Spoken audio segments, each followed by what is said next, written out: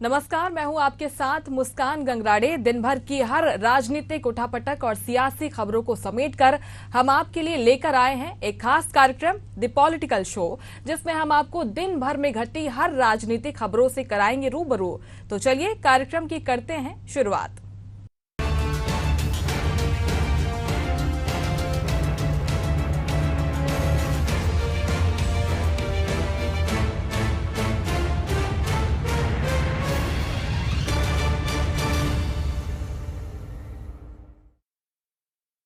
मोदी सरकार ने बुधवार को वक्फ बोर्ड एक्ट में बदलाव के लिए संशोधन विधेयक लोकसभा में पेश किया। बिल को लेकर संसद में हंगामा देखने को मिला। इस दौरान जहां विपक्ष ने जमकर हंगामा किया, लंबी बहस के बाद बिल को जेपीसी के पास भेजने का प्रस्ताव किया गया। लेकिन इस दौरान संसद में क्या कुछ हुआ, देखिए इस पर यह हमारी खास रिपोर्ट।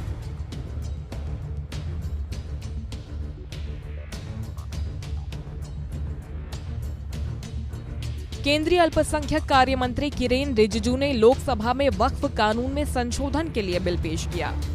रिजिजू ने बिल को संयुक्त संसदीय समिति यानी कि जेपीसी के पास भेजने का भी प्रस्ताव रखा। इस बिल का कांग्रेस, सपा, एनसीपी, शरद पवार गुट, AIMIM, TMC, CPIM, IUML, DMK, RSP ने विरोध किया। वक्फ संशोधन विधेयक 2024 पर बोलते हुए अल्पसंख्यक मामलों के मंत्री किरेन रिजिजू ने कहा कि सांसदों को किसी भी धर्म से जोड़ना सही नहीं है। हम ये नहीं कह रहे हैं कि विभिन्न धर्मों के लोगों को वक्फ बोर्ड का हिस्सा होना चाहिए। हम तो ये कह रहे हैं कि एक सांसद को वक्फ बोर्ड का सदस्य होना चाहिए। अब अगर सांसद हिंदू या ईसाई है तो हम इसके बारे में क्या कर सकते हैं? अब अगर किसी सांसद को उसके सांसद होने के आधार पर वक्फ बोर्ड में जोड़ा जाता है तो क्या हमें सांसद का धर्म बदल देना चाहिए? इस बिल को लेकर जब बहुत बहस हुई तो किरेन रिजिजू ने कहा कि हम प्रस्ताव करते हैं कि इस बिल को ज्वाइंट पार्लियामेंट्री कमेटी को भेज दिया जाए। किरेन ने कहा कि हम भागने वाले नहीं हैं। उन्होंने विधेयक पेश करते हुए कहा कि इस बिल को यहां से पास कर दीजिए, इसके बाद इसमें जो भी स्क्रूटनी करनी हो हम तैयार हैं। ये बिल बनाकर आप जेपीसी को भेज दीजिए। हर दल के सदस्य उस कमेटी में हो, जो भी स्क्रूटनी करना चाहें हम तैयार हैं। मैं पॉलिटिकल रिप्रेजेंटेशन के बारे में कहना चाहता हूँ। हम सबका कॉन्स्टिट्यूंसी में हिंदू भी हो सकता है, मुसलमान हो सकता है, क्रिश्चियन हो सकता है, बौद्ध हो सकते हैं, पारसी, सिख सब हो सकते हैं।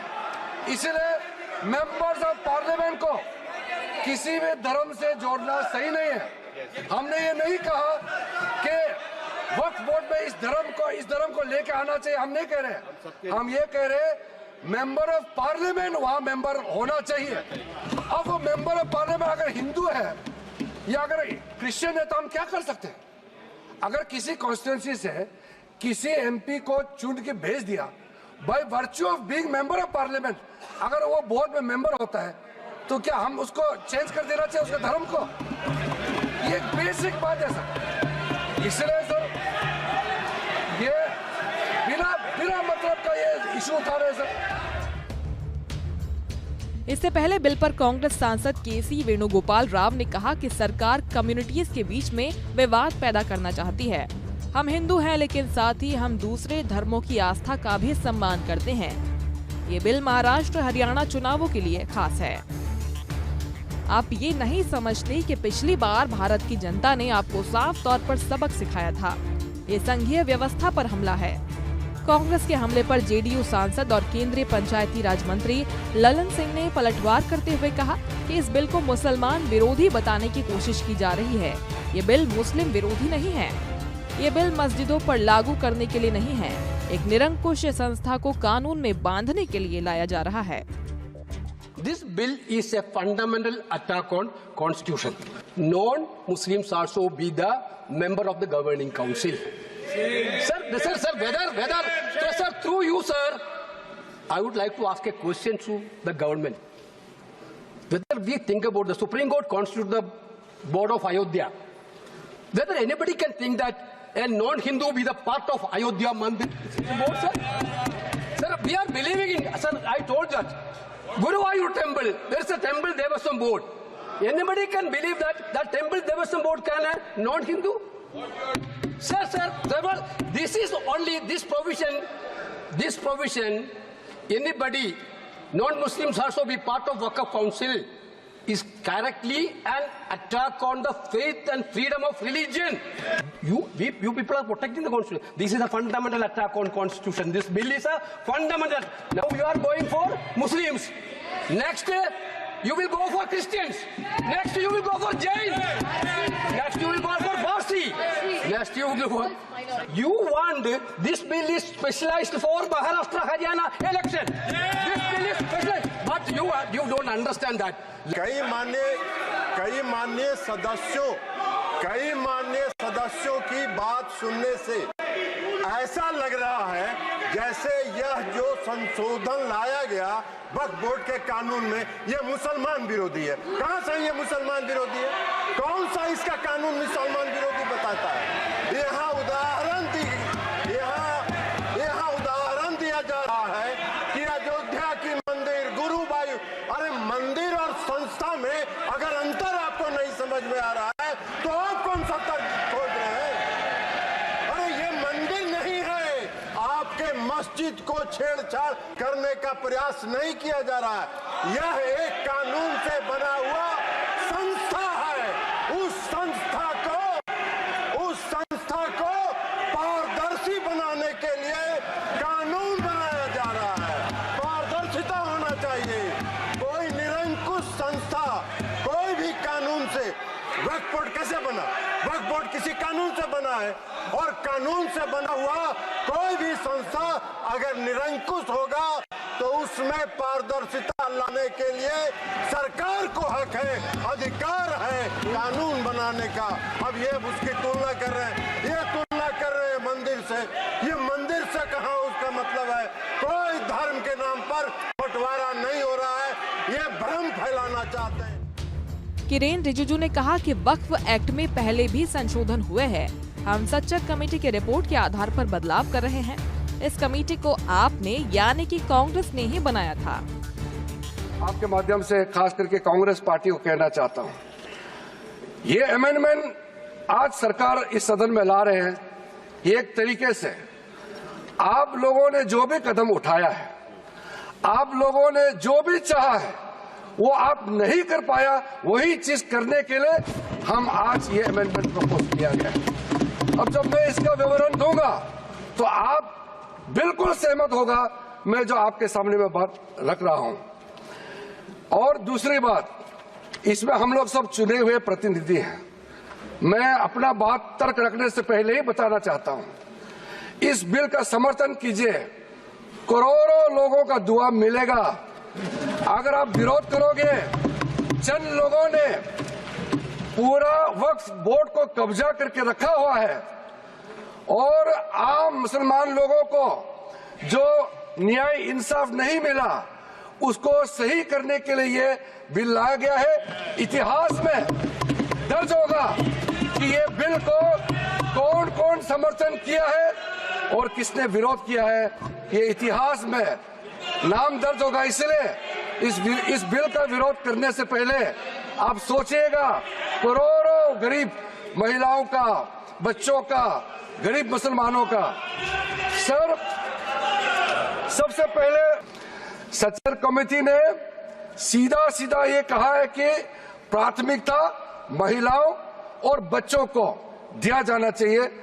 हम आज का जो बिल आपके सामने में पेश कर रहे हैं, ये उसी सच्चर कमेटी का रिपोर्ट के अनुसार 100% हम यहाँ आपके सामने में लाया जा रहा है। और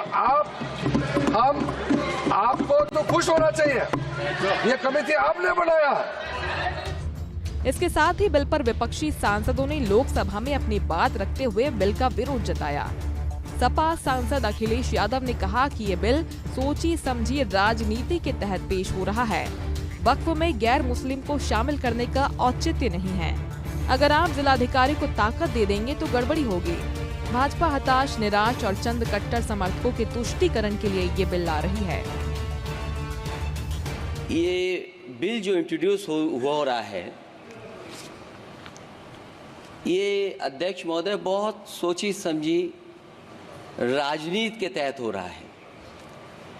अध्यक्ष महोदय, जब लोकतांत्रिक तरीके से चुने जाने की पहले से प्रक्रिया है, तो उसको नॉमिनेट क्यों किया जा रहा है? वहीं जहां अन्य धार्मिक जो मसले हैं, बॉडीज हैं, उनमें कोई गैर बरादरी का नहीं आता है। मान लीजिए वक्फ बोर्ड में गैर मुस्लिम को शामिल करने का औचित्य क्या बनता है? और अध्यक्ष महोदय, इतिहास के पन्नों को अगर हम पलटें, अगर आप जिला अधिकारी को सब ताकत दे देंगे, उन इतिहास के पन्नों को मैं नहीं पलटना चाहता हूं कि एक जगह पर एक जिलाधिकारी महोदय ने क्या किया था, उसकी वजह से आज और आने वाली पीढ़ी तक को भी सामना करना पड़ा। अध्यक्ष महोदय, मैं नाम नहीं लेना चाहता हूं। और अध्यक्ष महोदय, सच्चाई ये है कि भाजपा अपने हताश, निराश, आप तो उस कानून चंद कट्टर समर्थकों के तुष्टीकरण के लिए ये बिल लाने का काम कर रही है। अखिलेश जी, अध्यक्ष महोदय, आज तो हमारे आपके अधिकार कट रहे हैं। मैं याद कीजिए अध्यक्ष महोदय, मैंने आपसे कहा था कि आप लोकतंत्र के न्यायाधीश हैं, और मैंने अध्यक्ष महोदय सुना है इस लॉबी में कि कुछ अधिकार आपके भी छीने जा रहे हैं। उसके लिए हम लोगों को लड़ना पड़ेगा आपके लिए। अध्यक्ष महोदय, मैं इस बिल का विरोध करता हूं। कोई अध्यक्ष के अधिकार अखिलेश जी सिर्फ विपक्ष के नहीं है, पूरे सदन के हैं। इस तरह की गोलमोल बात आप नहीं कर सकते हो। आप नहीं हो अध्यक्ष के अधिकार के संरक्षक।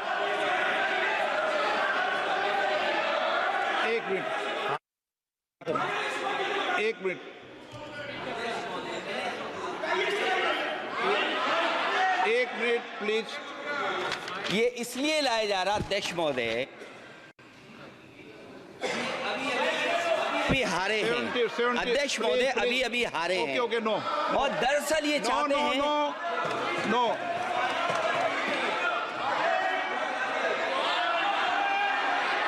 रिपोर्ट में नहीं जा रहा आपका कुछ भी, रिपोर्ट में नहीं जा रहा।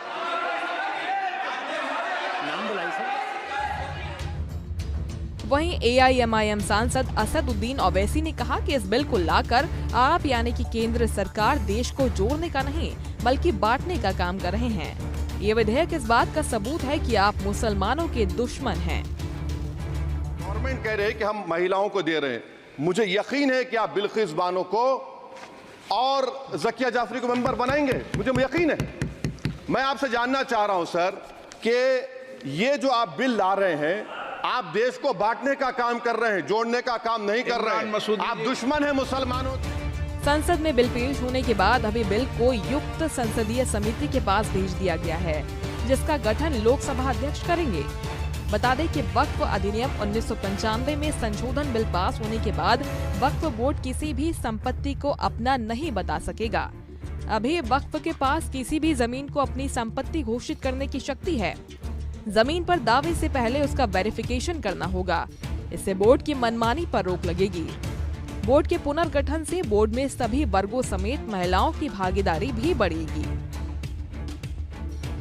Bureau report, Asian news.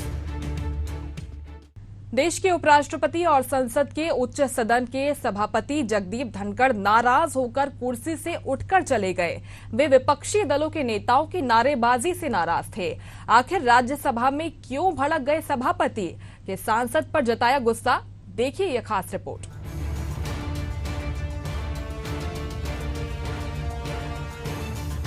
Paris Olympic में स्वर्ण पदक मुकाबले से पहले भारतीय महिला पहलवान विनेश फोगाट को अयोग्य ठहराए जाने के मुद्दे पर चर्चा कराए जाने की मांग को राज्यसभा में आसन की ओर से खारिज किए जाने के बाद विपक्ष ने गुरुवार को उच्च सदन से बहिर्गमन किया।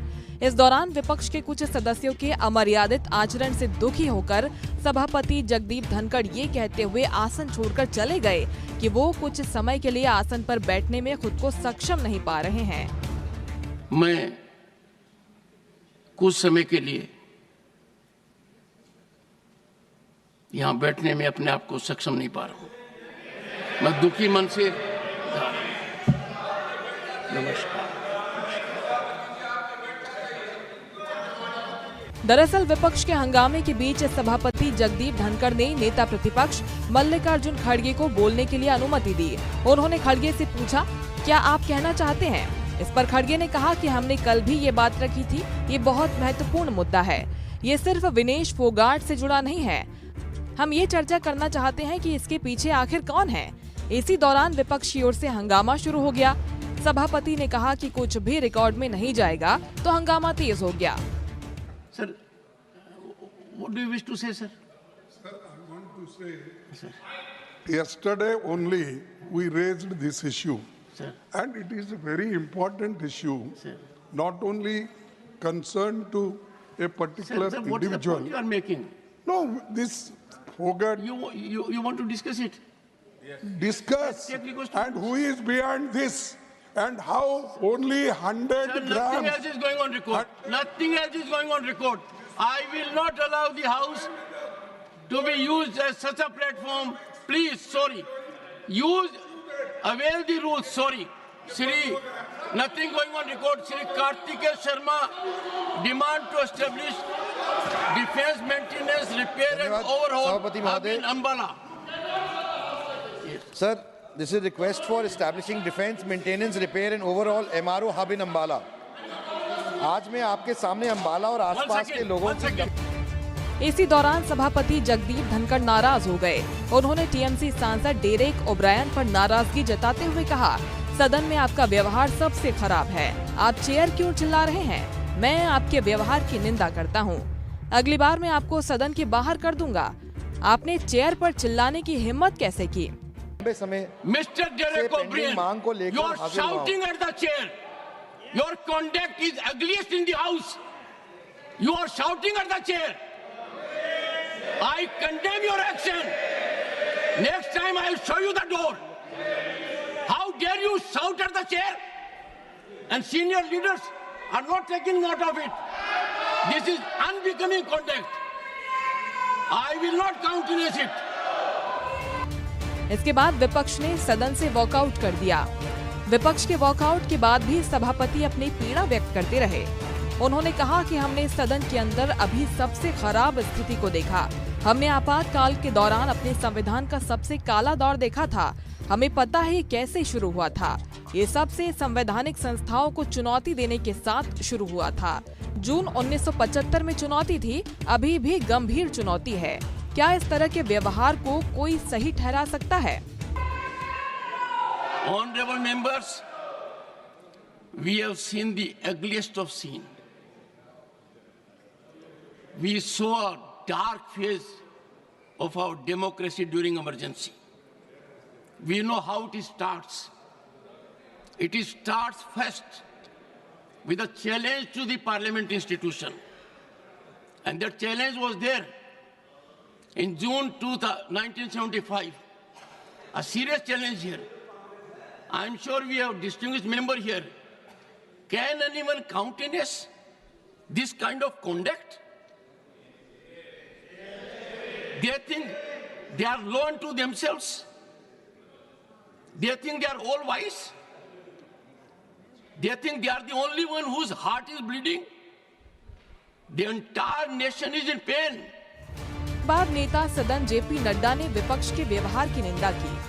विपक्ष ने व्यवहार किया जिसने आपको भी तकलीफ पहुंचाई और संवैधानिक दृष्टि से जो संसदीय मर्यादाएं हैं उनका उल्लंघन हुआ है, वह सच में निंदनीय है।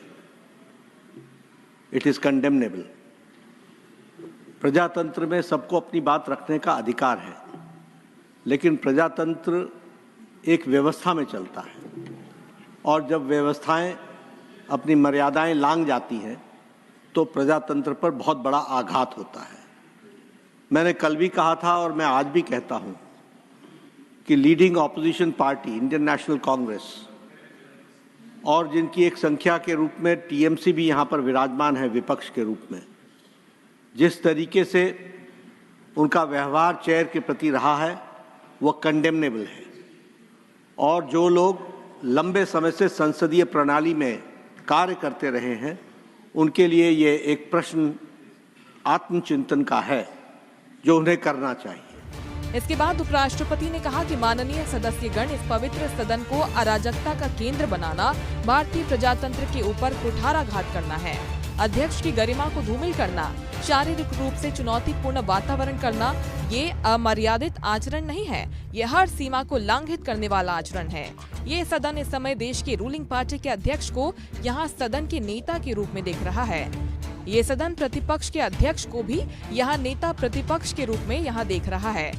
कांग्रेस पार्टी के वरिष्ठतम नेता भी सदन के सदस्य हैं। जो मैं हाल में दिनों में देख रहा हूं और जिस तरह से चुनौती शब्दों से पत्र के द्वारा, अखबार के माध्यम के द्वारा, एक प्रमुख अखबार, नाम नहीं लेना चाहता हूं, इतनी गलत टिप्पणी है।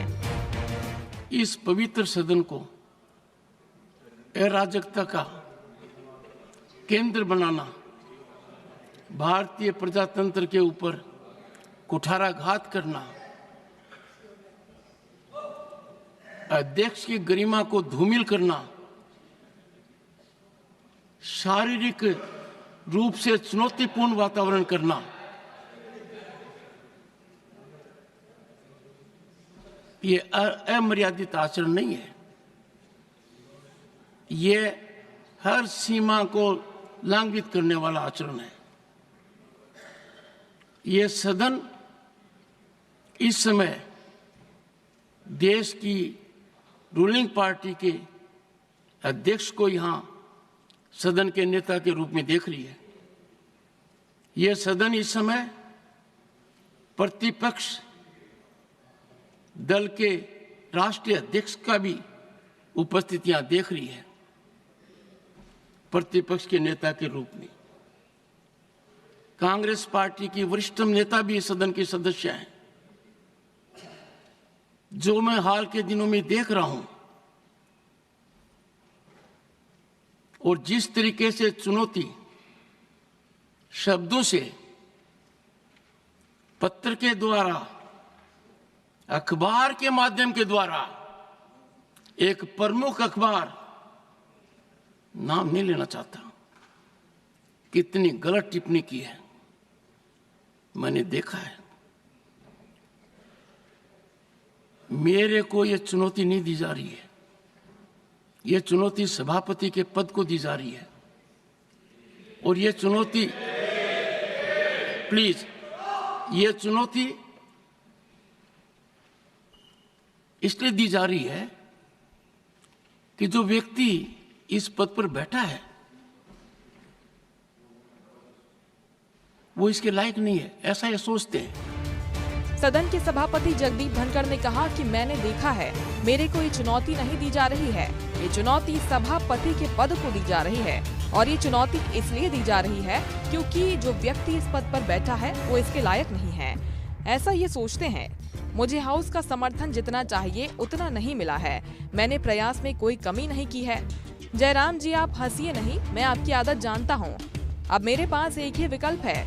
सदन में बहुत से वरिष्ठ सदस्य हैं, अब भी उपस्थित हैं, उनका सम्मान करता हूं। उन्होंने राजनीति मेरे से बहुत ज्यादा देखी है। मैं अपनी शपथ से दूर नहीं भाग रहा हूं, पर जो आज मैंने देखा है, जिस तरह का व्यवहार सदस्यों ने किया है, शारीरिक रूप से किया है, जिस तरह का व्यवहार इधर से यानी कि विपक्ष की ओर से हुआ है, कुछ समय के लिए मैं यहाँ बैठने में अपने आप को सक्षम नहीं पा रहा हूँ। ये बोलकर वो सदन से बाहर चले गए। मुझे हाउस का समर्थन जितना चाहिए उतना नहीं मिला है। मैंने प्रयास में कोई कमी नहीं की। Don't laugh at it mister Jairam. No, मैंने, सुनिए, डोंट मेक एनी शॉफ it, no don't make it. सुनिए प्लीज, माननीय सदस्यगण, माननीय सदस्य, I know your habit, 1 second. माननीय सदस्यगण, अब मेरे पास एक ही विकल्प है। मैंने सदन में बहुत वरिष्ठ सदस्य हैं, अब भी उपस्थित हैं, उनका सम्मान करता हूं। उन्होंने राजनीति मेरे से बहुत ज्यादा देखी है। दुखी मन से मैं मेरी शपथ से दूर नहीं भग रहा हूं, पर मुझे जो आज मैंने देखा है, जिस तरीके का व्यवहार सदस्य ने किया है, शारीरिक रूप से किया है, जिस तरीके का व्यवहार इधर से भी हुआ है, मैं कुछ समय के लिए यहां बैठने में अपने आप को सक्षम नहीं पा रहा हूं। मैं दुखी मन से नमस्कार। इससे पहले केंद्रीय मंत्री जेपी नड्डा ने कहा कि पूरा देश विनेश फोगाट के साथ खड़ा हुआ है। प्रधानमंत्री ने कल उन्हें चैंपियन ऑफ चैंपियंस कहा और प्रधानमंत्री की आवाज 140 करोड़ लोगों की आवाज है। दुर्भाग्य से हम इसे सत्ता पक्ष और विपक्ष के बीच बांट रहे हैं। दुर्भाग्य से विपक्ष के पास कोई ठोस मुद्दा नहीं है जिस पर वे चर्चा करना चाहते हों और जिसके लिए सत्ता पक्ष तैयार हो। मैं आपको आश्वस्त करना चाहता हूं कि भारत सरकार, खेल मंत्रालय और आईओसी ने सभी मंचों पर समाधान की कोशिश की है। Bureau report, Asian news. और इसी के साथ आज के लिए द पॉलिटिकल शो में मेरे साथ इतना ही, लेकिन कल की बड़ी राजनीतिक खबरों के साथ फिर हाजिर होंगे। तब तक कहीं मत जाइएगा, देखते रहिए एशियन न्यूज। नमस्कार।